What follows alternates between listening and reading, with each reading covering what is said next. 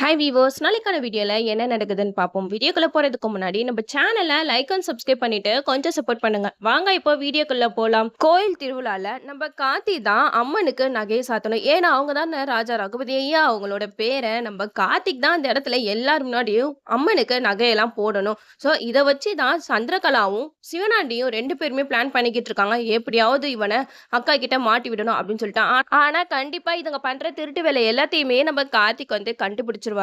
அங்க தாத்தா பரமேஸ்வரி பாட்டி இவங்க ரெண்டு பேருமே தன்னோட பேரனை வச்சுதான் இந்த திருவிழாவை நடத்தணும் அப்படின்னு சொல்லிட்டுலாம் பிளான் பண்ணிக்கிட்டு இருக்காங்க. இதுல என்ன ஒரு விஷயம்னா, நம்ம சாமுண்டீஸ்வரிக்கு கார்த்திக் தான் ரகுபதி ஐயா அவங்களோட பேரன் அப்படிங்கிற விஷயம் நம்ம சாமுண்டீஸ்வரிக்கு தெரியாது. சோ இதுல ஏதோ ஒரு சம்பவம் நடக்க போது நம்ம கார்த்திக் வந்து அம்மன் நகையை சாத்தும் போது அதுல நம்ம கார்த்திக் வேற யாரையாவது அந்த நகையை போட வச்சாங்கன்னா கண்டிப்பா ஊர் மக்கள் எல்லாருமே கேள்வி கேட்க ஆரம்பிச்சிருவாங்க. உங்க பேரன் தானே இந்த நகையெல்லாம் போடணும், எதுக்காக உங்க பேரனை வச்சு போடாம வேற யாரையாவது வச்சு போடுறீங்க அப்படின்னு சொல்லிட்டு எல்லாருமே சண்டைக்கு வருவாங்க. ஏன்னா அந்த சண்டையை தூண்டி விடுறதுக்காக தான் இந்த சந்திரகலாவும் சிவனாண்டியும் இருக்காங்களே. ஏன்னா இவ்வளவு தூரம் சந்திரகலா ட்ரை பண்ணி கார்த்திக் தான் ரகுபதி ஐயா அவங்களோட பேரன் அப்படிங்கிற விஷயத்த நிரூபிக்கிறதுக்காக சாமுண்டீஸ்வரிய மெட்ராஸ்க்குலாம் கூட்டிட்டு போய் என்னென்னமோ பண்ணாங்க. கடைசியில் அதுவும் ஃபெயிலியர் ஆயிடுச்சு. அடுத்தது வந்து கண்டிப்பா ஃபெயிலியர் ஆகாது. ஏன்னா நம்ம கார்த்திக் வந்து ரகுபதி ஐயா அவங்களோட பேரன் அப்படிங்கிற விஷயம் இந்த இடத்துல நம்ம சாமுண்டீஸ்வரிக்கு தெரியதான் வரப்போகுது.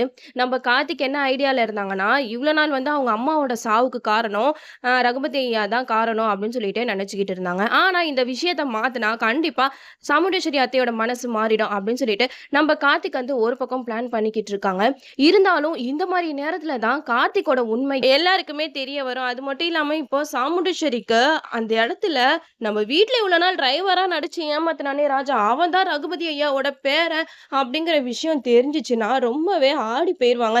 அது மட்டும் இல்லாம அவங்க தங்கச்சி சந்திரகலா எவ்வளவோ சொன்னாங்க, நம்ம வீட்ல வேலை பார்க்குற டிரைவர் தான் ரகுபதி ஐயா அவங்களோட பேரன் அப்படின்னு சொல்லிட்டு. சந்திரகலா எவ்வளோ எடுத்து சொல்லியும் சாமுண்டீஸ்வரி சந்திரகலாவை நம்பாம கார்த்தியை தான் நம்பினாங்க. கடைசியில இவனே நம்மளுக்கு நம்பிக்கை துரோகம் பண்ணிட்டானே அப்படின்னு சொல்லிட்டு சாமுண்டீஸ்வரி அந்த இடத்துல உடஞ்சு போயிருவாங்க. இந்த இடத்துல ரொம்பவே சந்தோஷப்படுறது சந்திரகலாவும் சிவனாண்டியும் தான். அப்பாடா, எப்படியோ இவ்வளவு நாளா நம்ம உண்மையை நிரூபிக்கணும்னு கடைசியில தானாவே எல்லா விஷயமே நடந்துருச்சு.